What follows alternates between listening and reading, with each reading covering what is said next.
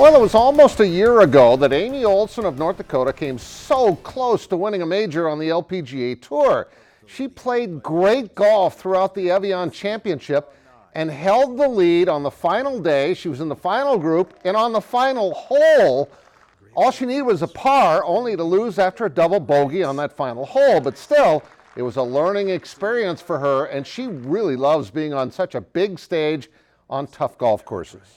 I really enjoy major championships. They do play them longer. A lot of times the greens are firmer, rough is thick, and I love that style of golf. It's a challenge, and par is a really good score sometimes, and I love that. A tie for second in last year's Evian is still Amy's best finish as a professional. Hopefully France will treat her well for a second straight year. They tee off early this morning. The Harrisburg Legion team picked up a big win last night. They hosted Brookings in the wild card game, with the winner advancing to the State A tournament in Mitchell on Friday. The home team, behind some clutch hitting by Jacob Just and his teammates, built an 8-1 lead before Brookings got the bats going, and Harrisburg held on to win 8-5. They feel really good about the way they're playing heading into the state tournament.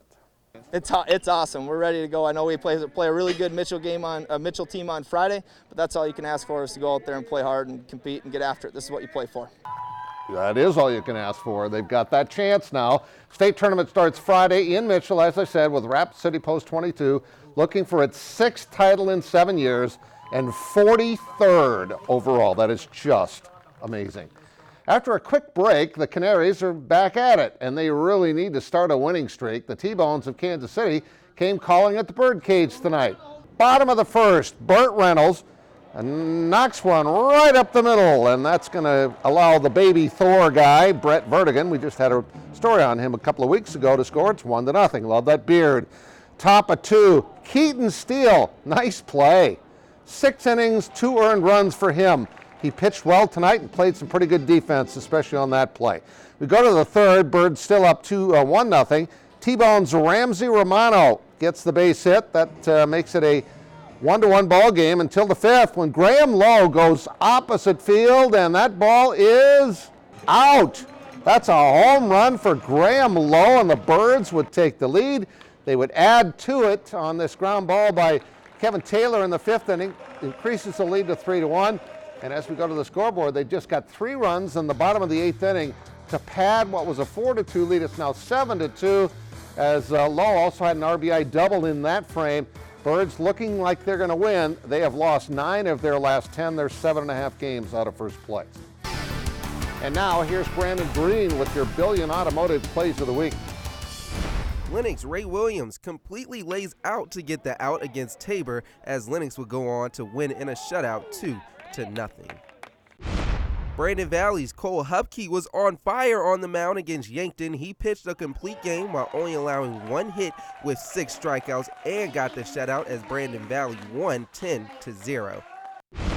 At number 3, we have Renner Post 307 punching their ticket to the State Legion A baseball tournament, as Chase Merrill plays hero and gets the walk-off single to lift Renner over Brookings 3-2.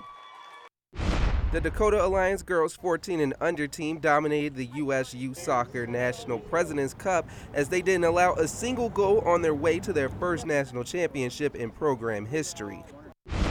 At number 1, former Augustana standout Cornelia Stanishevska won the Esforza Sanford, South Dakota Open women's singles title pretty easily, as she defeats Missouri State's Anna Alons in straight sets 6-2, 6-2. And those are your Billion Automotive Plays of the Week. Now to follow up on a story we ran last week. This is great news. Taryn Christian flew to Dallas last Tuesday and worked out with the Cowboys a week ago today. The team was impressed enough that today they signed him to a rookie free agent contract, and he'll join them in camp. It starts on Saturday. They had to release Alan Hearns, the wide receiver, to make room on their 90-man roster. The former Roosevelt quarterback became South Dakota State's all-time best signal caller, leading the Jacks to the FCS semifinals twice, and he plays the same brand of quarterback as Dak Prescott, so you'd think it's a very good fit with their system. Today was a chance for area high school football teams to test themselves in the Riggs Rise Above the Region 7-on-7 tournament. One day 7-on-7 event with a championship game this afternoon between Brandon Valley and Roosevelt. And Roosevelt takes the lead 12-10 at halftime on this touchdown pass by Brady Dannenbring to Joseph Teray, and it's 12-10. But second half, it's going to be Thomas Skolton lighting it up. Touchdown pass to Cole Siliuson as the Lynx take the lead 16-10. Then he hits Jackson Hilton on the bomb. That made it 23-10 at that point. They go on to win 23-20. And afterwards, we heard from their head coach and also Curtis Riggs. To come out, and it gives our receivers a chance to get out and run around and catch some balls, you know, draw up some plays that we'll never run this year and things like that. And that can be a good kickoff for when the season starts. This is something they can use as an introduction to kind of get everyone a taste of football. And finally, the Twins at home in that rubber game against the Yankees in what has been an unbelievable series. And they take the lead early. Eddie Rosario with a 2-run homer. It's 2-0, top of 1 in favor of Minnesota. But things got bad real fast for Mr. Odorizzi on the mound. This is a miss by Kepler. Turns into a triple.